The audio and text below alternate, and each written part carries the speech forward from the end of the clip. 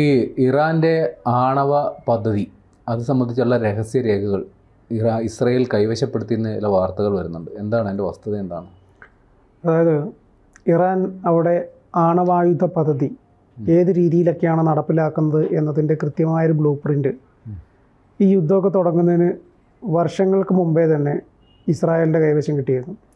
ശരിക്കും പറഞ്ഞു കഴിഞ്ഞാൽ 2018 മൊസാദ് അറിയാലോ, ഇസ്രായേലിൻ്റെ രഹസ്യ ഏജൻസി, അവർ ടെഹ്റാനിൽ കൃത്യമായിട്ട് തമ്പടിച്ച് അവിടെ വർഷങ്ങൾക്ക് മുമ്പേ അവരവിടെ തമ്പടിച്ച് 2018 മുതലാണ് ഇവരുടെ വിവരങ്ങൾ ചോർത്തി ഇസ്രായേലിലേക്ക് എത്തിക്കാൻ തുടങ്ങിയിരിക്കുന്നത്.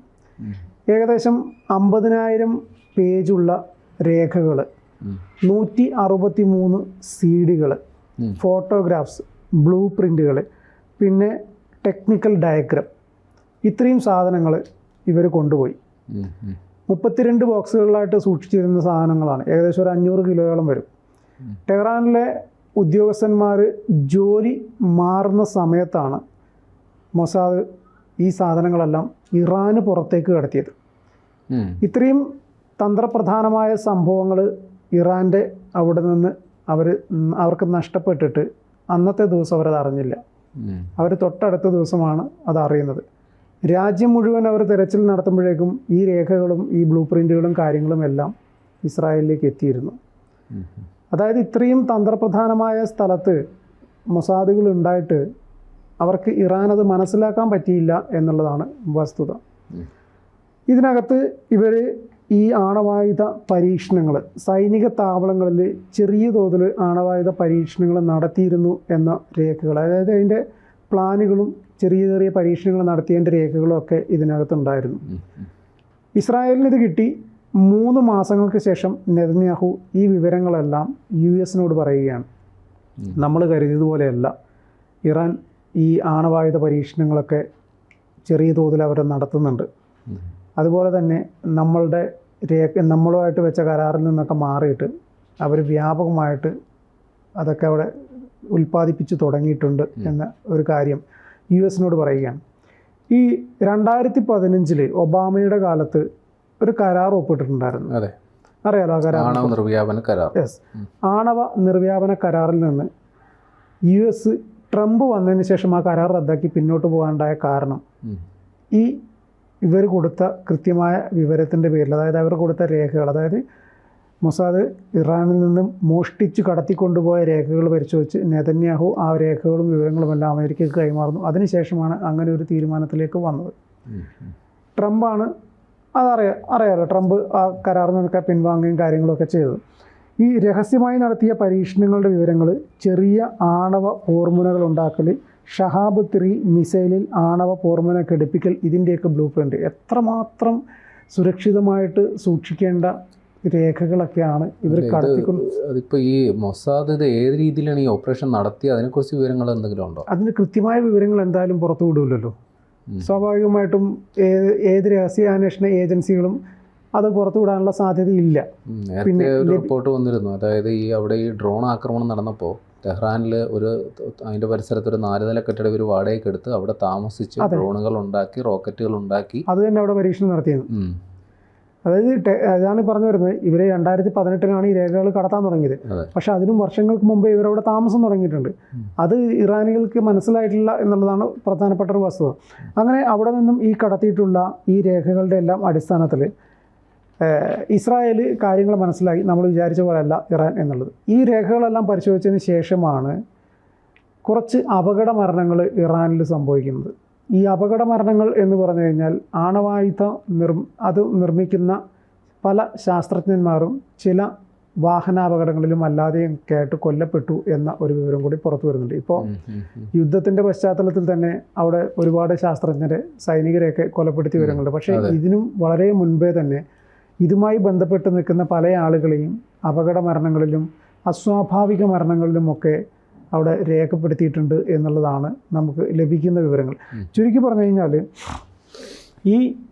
ഇവിടെയുള്ള ഇറാൻ്റെ ആണവ പരീക്ഷണങ്ങളെക്കുറിച്ചും ഇറാൻ എത്രത്തോളം ആയുധങ്ങൾ ശേഖരിച്ചിട്ടുണ്ട് എന്നതിനെക്കുറിച്ചുമൊക്കെ കൃത്യമായിട്ടുള്ള ധാരണ ഇസ്രായേലിൻ്റെ പക്കലുണ്ട് എന്നതാണ് നമുക്ക് മനസ്സിലാവുന്നത്. കഴിഞ്ഞ ദിവസങ്ങളിലൊക്കെ നമ്മൾ മനസ്സിലാക്കിയ കാര്യങ്ങൾ, നമ്മൾ അറിഞ്ഞ കാര്യങ്ങളെല്ലാം തന്നെ US കൃത്യമായിട്ട് ഇസ്രായേലിന് പിന്തുണ കൊടുത്ത് ഇസ്രായേലിനോടൊപ്പം ചേർന്നിട്ട് അടിക്കാൻ തയ്യാറാകുന്നു എന്ന് പറയാനുണ്ടായ പ്രധാനപ്പെട്ട ഒരു കാരണം ഒരുപക്ഷെ ഇറാൻ്റെ ഭാഗത്ത് നിന്ന് ഇന്ന കാര്യങ്ങൾ അവർ ശേഖരിച്ച് വെച്ചിട്ടുണ്ട് എന്ന വിവരങ്ങളെല്ലാം ലഭിച്ചതിന് ശേഷമായിരിക്കാം. സ്വാഭാവികമായിട്ടും ഇനി വരും ദിവസങ്ങളിലും സംഭവിക്കാൻ പോകുന്നത് ഇറാൻ്റെ ഭാഗത്തു നിന്ന് ഏതൊക്കെ രീതിയിലുള്ള ആക്രമണങ്ങൾ ഉണ്ടാകുമോ അതിനൊക്കെ പ്രത്യാക്രമണങ്ങളോ പ്രതിരോധങ്ങളോ തീർക്കാനുള്ള എല്ലാ സഹായവും ഇസ്രായേലിന് US ചെയ്തു കൊടുക്കുക തന്നെയാണ്. ഇപ്പോൾ ഇന്ന് ഈ കഴിഞ്ഞ ദിവസങ്ങളിൽ ട്രംപിൻ്റെ പ്രതികരണങ്ങളും എല്ലാം അങ്ങനെ തന്നെയല്ലേ സൂചിപ്പിക്കുന്നത്? അതെ, ഉറപ്പായിട്ടും. കാര്യം ട്രംപ് പറഞ്ഞേക്കുന്നത് ഇറാൻ ഏതെങ്കിലും തരത്തിൽ അവരെ അമേരിക്കയെ ലക്ഷ്യമിടുകയാണെങ്കിൽ അമേരിക്ക ഇതുവരെ കാണാത്ത രീതിയിലുള്ള തിരിച്ചടി കൊടുക്കും. അമേരിക്കൻ സൈന്യത്തിൻ്റെ ശക്തി എന്തെന്ന് ഇറാൻ തിരിച്ചറിയും എന്നാണ് ട്രംപ് ഭീഷണി സ്വരത്തിൽ പറഞ്ഞേക്കുന്നത്. അപ്പോൾ ഖമനേയി ഒട്ടും വിട്ടുകൊടുത്തില്ല.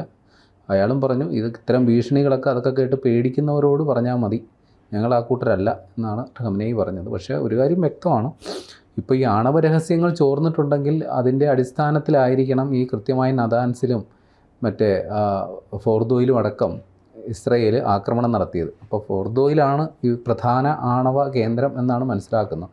അപ്പോൾ അത് തകർക്കാനുള്ള പദ്ധതികളുമായിട്ടാണ് ഇപ്പോൾ ഇസ്രയേലും അമേരിക്കയും പോകുന്നത്. അല്ല, അവിടെ ആക്രമണം നടത്തിയെങ്കിൽ പോലും ഇപ്പോഴും 60% ശേഷി അതിനുണ്ട് എന്ന് തന്നെയാണ് ലഭിക്കുന്ന വിവരങ്ങൾ.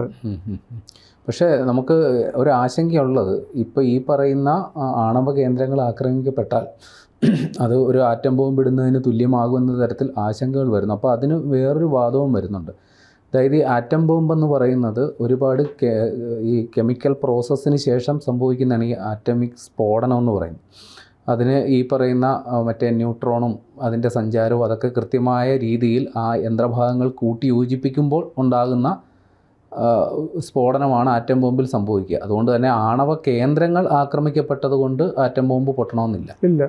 ആ കൃത്യമായ രീതിയിൽ അതിൻ്റെ കാര്യങ്ങൾ സംയോജിപ്പിച്ച് അതിൻ്റെ ഫ്യൂസ് ഊരുമ്പോൾ മാത്രമാണ് ഈ ഇലക്ട്രോൺ സഞ്ചരിച്ച് ആണവ വിഘടനം സംഭവിച്ച് വലിയ ഊർജ്ജ പ്രവാഹമായി വലിയ സ്ഫോടനമായിട്ടൊക്കെ മാറുക. അപ്പോൾ ആ ഒരു ധൈര്യത്തിലാണ് ഇപ്പോൾ ആണവ കേന്ദ്രങ്ങൾ തന്നെ ആക്രമിക്കാൻ ഇസ്രയേലും അമേരിക്കയും പദ്ധതി ഇടുന്നത്. പക്ഷേ മറ്റേ നദാൻസിൽ നടന്ന ആക്രമണത്തിൽ ചെറിയ പാളിച്ച ഉണ്ടെന്നാണ് വരുന്ന റിപ്പോർട്ട്. അവിടെ ഈ ഫ്യൂസലേജ് എന്ന് പറയും, അതായത് ഈ ആത്യന്തികമായി ഇപ്പോൾ വൈദ്യുതി ഉൽപ്പാദിപ്പിക്കുന്നതാണെങ്കിൽ നീരാവി ഉണ്ടാക്കി അത് ടർബൈൻ കറക്കിയാണ് വൈദ്യുതി ഉൽപ്പാദിപ്പിക്കേണ്ടത്. അപ്പോൾ അതിനായി ഉപയോഗിക്കുന്ന ഏതോ യന്ത്ര സംവിധാനത്തിനൊക്കെ കാര്യമായ കേടുപാട് പറ്റി എന്നാണ് റിപ്പോർട്ടുകൾ വരുന്നത്. അപ്പോൾ അതുമായി ബന്ധപ്പെട്ട് ആണവ വികിരണം ഉണ്ടായിട്ടുണ്ടോ എന്നുള്ളത് സംബന്ധിച്ച് ഇനി സ്ഥിരീകരണം വരണം. ആണവ വികിരണം ഉണ്ടായിട്ടുണ്ട് എന്നാണ് റിപ്പോർട്ടുകൾ സൂചിപ്പിക്കുന്നത്. ഇറാൻ ഈജിപ്തിൻ്റെയൊക്കെ സഹായം തേടി എന്നൊക്കെ പറയുന്നുണ്ട് ഇതുമായി ബന്ധപ്പെട്ട്. ഏതായാലും ഈ ആണവ രഹസ്യങ്ങൾ ചോർന്നിട്ടുണ്ടോ എന്നുള്ള വാർത്ത സ്ഥിരീകരിക്കാമെങ്കിൽ ഇസ്രയേൽ അവർ പറഞ്ഞത് ആ വാക്ക് നമുക്കിപ്പോൾ കടമെടുക്കേണ്ടി വരും.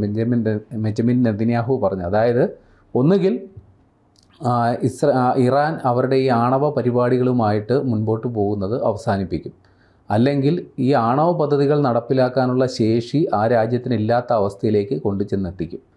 അപ്പോൾ ഈ ആണവ രഹസ്യങ്ങളൊക്കെ ഇസ്രയേൽ ചോർത്തിയെടുത്തെങ്കിൽ അവർ അതിനുള്ള പദ്ധതിയും തയ്യാറാക്കിയിട്ടായിരിക്കണം ഈ ആക്രമണമൊക്കെ തുടങ്ങി വെച്ചിട്ടുണ്ടാവുക.